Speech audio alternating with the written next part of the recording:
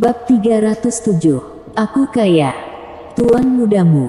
Harley Ye tertegun sejenak. Dia tidak bisa menahan diri untuk tidak memutar matanya, dan langsung mengerti apa yang sedang terjadi. Bukankah hanya karena dia menang terlalu banyak? Bahkan rumah judi dengan bisnis besar pun pengecut. Jika pertarungan ini terus berlanjut, cepat atau lambat rumah judi ini akan tutup. Teman kecil, tolong. Pria tua berambut hitam itu mencoba yang terbaik untuk tersenyum. Aku punya sesuatu untuk dilakukan, aku akan. Mau kemana? Tepat ketika Harley Ye hendak melarikan diri, dia dibawa kembali oleh lelaki tua berbaju hitam itu, menyeretnya langsung ke lantai 3, dan pergi ke kamar langit. Harley Ye terlempar ke dalam, dan karena tidak berdiri kokoh jadi terjatuh langsung ke lantai.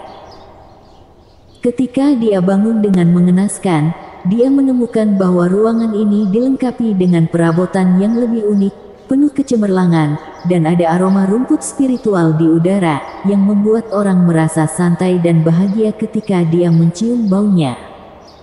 Aku berkata, sobat, tidak ada orang sepertimu. Tak lama kemudian, sebuah suara terdengar, itu adalah pemuda berbaju putih dengan labu anggur. Apa yang kulakukan? Meskipun dia tahu apa yang dikatakan pemuda berbaju putih itu, Harley Ye menggelengkan kepalanya dan berpura-pura bodoh. Memenangkan lebih dari 2 juta dariku dalam waktu kurang dari setengah jam, bukankah itu terlalu tidak autentik? Tidak, aku beruntung dan aku salah.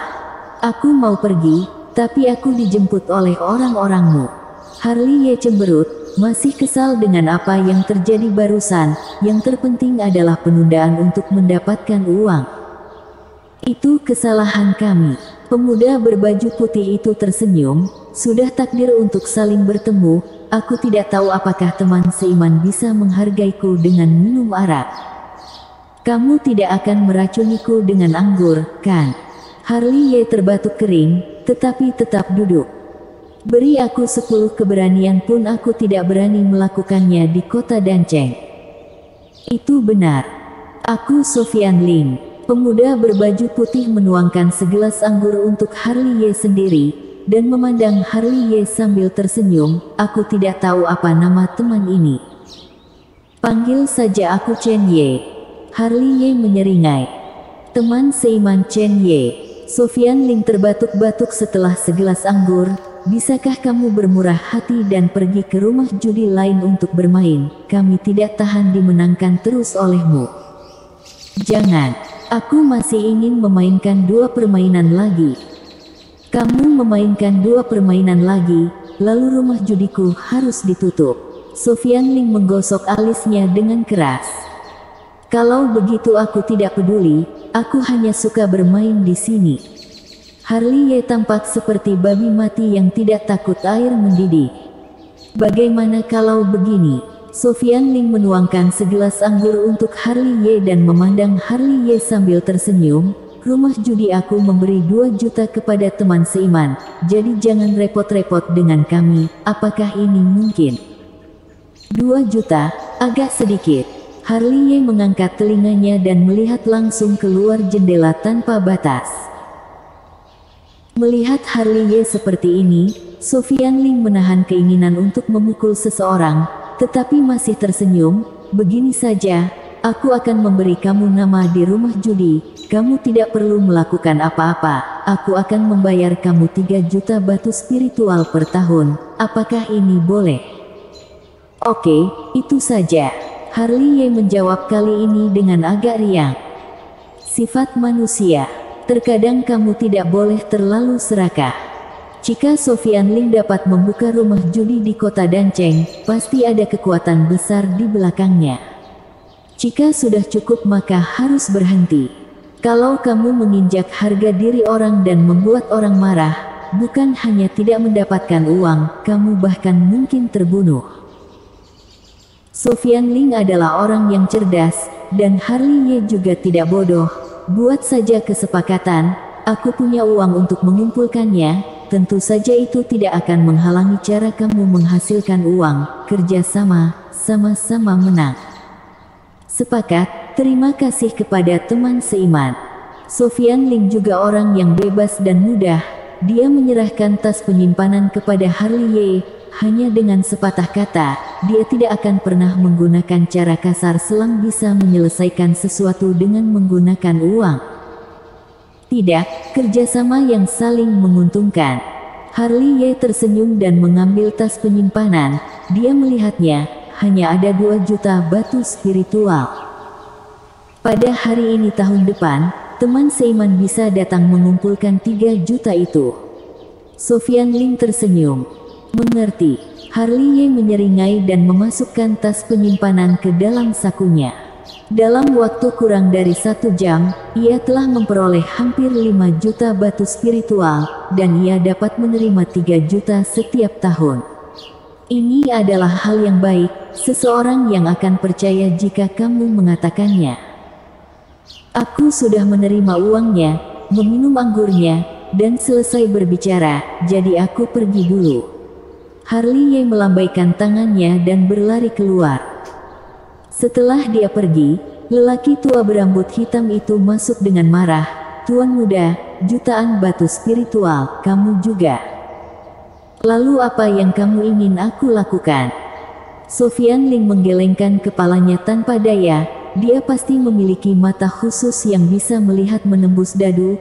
Kalau tidak, dia tidak akan bisa berhasil setiap saat. Orang seperti itu boleh dibuat panik. Kalau tidak, jika dia terus menang, dalam waktu kurang dari sehari, rumah judi akan ditutup. Bukankah itu sangat mudah? Aku akan mencari beberapa orang untuk membunuh. Jangan konyol. Sofian Ling mendengus pelan. Cobalah untuk tidak melakukan apapun selama bisa diatasi dengan uang.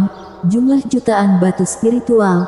Keluarga Ling aku mampu membayarnya. Jika kamu percaya visi aku, dengarkan aku. Daripada bermusuhan dengannya, aku lebih suka menjadi temannya. Bawahan mengerti. Di sini, Harley Ye sudah meninggalkan rumah judi. Dia benar-benar tidak membuat masalah di rumah judi ini lagi. Sebagai manusia, memang harus berbicara tentang kredibilitas. Masih prinsip yang sama, jangan terlalu serakah. Jika membuat mereka cemas, tidak tahu bagaimana dia akan mati. Namun, dia tidak bermain di rumah judi ini, tidak berarti dia tidak bermain di rumah judi lain. Kota Dancheng sangat besar. Setelah dia menanyakannya, dia mengetahui bahwa ada 2 rumah judi di kota Dancheng. Meskipun tidak sebesar yang satu ini, tapi masih dapat menghasilkan uang. Segera, dia masuk ke rumah judi lagi, dan setelah memenangkan 1 juta atau lebih, dia diundang untuk minum teh oleh pemilik rumah judi. Teh ini bukan makanan mahal biasa, dia terkejut karena dia berhasil mendapatkan 1 juta batu spiritual dari pemilik rumah judi. Sebelum pergi, Harley Ye masih bisa melihat wajah pemilik rumah judi yang tidak rela. 2 juta lagi. Harley Ye tersenyum, mengambil tas penyimpanan, dan berjalan menuju rumah judi ketiga. Rumah judi ini jauh lebih kecil, dan bisnisnya tidak sesukses 2 lainnya. Harley Ye tidak keterlaluan juga. Kemenangan dan ditambah pemberian pemilik rumah judi hanya sekitar 1,1 juta batu spiritual. Kenapa aku tidak mengetahui tentang ini sebelumnya? Harley Ye memiliki 8 juta batu spiritual di tangannya, dan dia cukup percaya diri, bahkan gaya jalannya pun berbeda. Kaya adalah kepercayaan diri, dia membeli barang sepanjang jalan, dari warung pinggir jalan dan toko-toko. Jika ada sesuatu yang dia suka, dia tidak akan ragu untuk membelinya. Apa daya, dia kan kaya. Senior, aku ingin 2 potong besi hitam dan baja hitam. Berhenti di depan sebuah bilik kecil, Harley Ye menunjuk langsung ke 2 potong besi hitam ukuran semangka dan baja hitam. Pemilik warung adalah seorang lelaki tua berkabung. Pertama-tama ia memandang Harley Ye dari atas ke bawah, lalu bertanya dengan ragu, "Anak kecil, 2 potong besi hitam dan baja hitam ini sangat berharga. Kamu punya uang sebanyak itu?" "Ini sangat berharga." Harley Ye mengedipkan mata pada lelaki tua berbaju linen itu. Berapa harganya? 1 juta, tidak ada tawar-menawar. Tidak apa-apa, aku punya uang. Harley Ye tersenyum, menyerahkan tas penyimpanan, lalu memasukkan 2 besi hitam dan baja hitam ke dalam tas penyimpanan. Harley Ye tercengang ketika melihatnya. Ayo pergi. Harley Ye melambaikan tangannya, menepuk-nepuk tas penyimpanan yang menggembung, dan sangat gembira. Kali ini, panennya cukup kaya. Hanya tersisa kurang dari 3 juta dari 8 juta batu spiritual. Dia penuh dengan hadiah, rumput spiritual langka, senjata spiritual, teknik spiritual, giok spiritual, manik-manik spiritual, bahan untuk pemurnian senjata. Dia benar-benar membeli semuanya. Asyik. Harley Ye berjalan di jalan, hampir menulis kata asyik di wajahnya. Sambil berjalan, seorang lelaki tua berambut abu-abu berjalan keluar secara diagonal dan menghentikannya. Senior, apakah ada yang salah? Harley Ye menatap lelaki tua berambut abu-abu itu dengan curiga. Tuan mudaku ingin mengundangmu untuk minum. Pria tua berpakaian abu-abu itu berkata dengan ringan, wajah tuannya pada dasarnya tidak memiliki fluktuasi emosi, ada aura dingin di sekujur tubuhnya. Meskipun mata tua itu keruh, tapi bersinar dengan ganas. Pria ini adalah seorang pembunuh, gumam Harley Ye dalam hatinya. Dia dulunya adalah orang yang cerdas, para pembunuh paviliun intelijen pada dasarnya memiliki temperamen ini. Tuan mudamu. Setelah bergumam, Harley Ye menatap lelaki tua berpakaian abu-abu itu dengan curiga. Memang tuan mudaku. Lelaki tua berpakaian abu-abu itu tidak menjelaskan terlalu banyak, hanya menunjuk ke sebuah restoran megah di pinggir jalan.